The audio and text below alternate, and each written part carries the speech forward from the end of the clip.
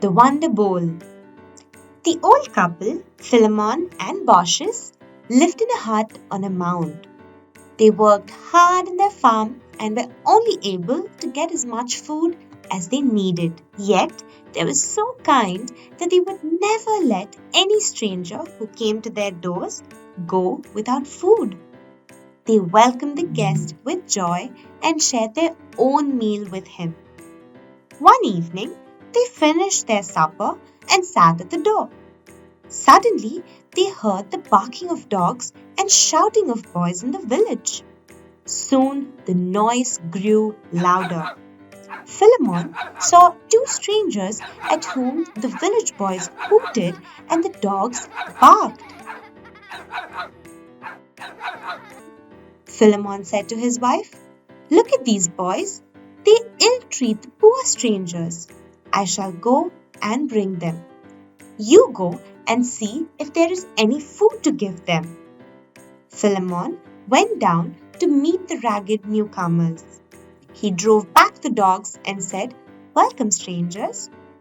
He took them into his poor cottage and made them sit at the table. They looked very tired.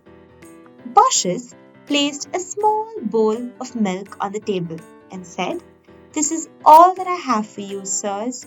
How I wish you had come a little earlier. We would have shared our supper with you." "Don't worry, good lady," said one of the guests. "All will be well. Your kindness makes this drink a feast to us. We are pleased with your hospitality." Baucis poured the milk from the bowl into 2 cups and placed them before the guests. They drank the milk and later one of them asked for some more. Baucis, in confusion, said, "Sorry, my dear guests, there is hardly a drop left in this bowl." "Why?" cried the guest, taking the bowl. "There is milk in this bowl as much as we want." So saying, he filled not only his cup but also his friend's. Baucis was astonished. As the guests filled their cups again from the bowl, she could hardly believe her eyes.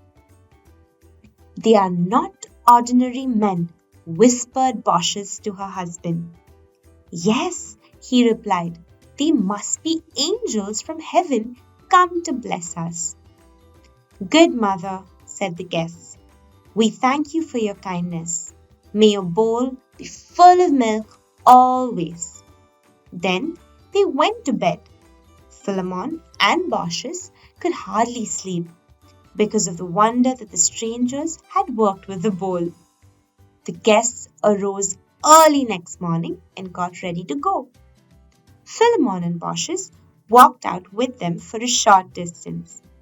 "Good Philemon and Baucis," said one of the guests, "we are God's messengers.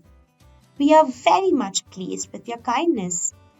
Ask for anything you like, you shall have it." The old couple looked at each other.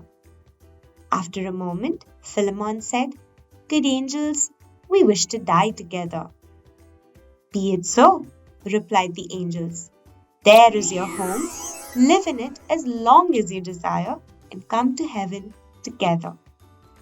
Old Philemon and Baucis were astonished to see their poor cottage turn to a grand mansion. When they turned round to thank the angels, they saw nobody there.